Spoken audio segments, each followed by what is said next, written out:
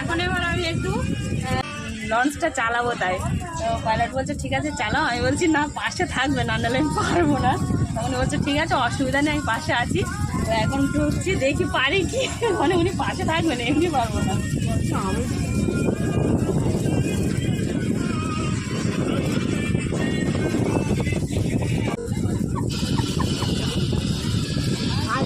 উনি ইনস্ট্রাকশন দিচ্ছে, মানে কোনভাবে দিতে হবে।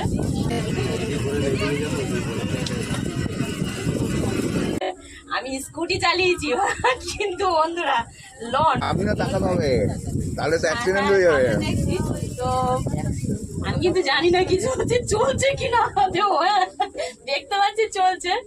তো উনি যেমন ভাবে বলছে তেমন ভাবে করছি, ভালোই লাগছে। ওনার কথা মতনই চালাচ্ছি।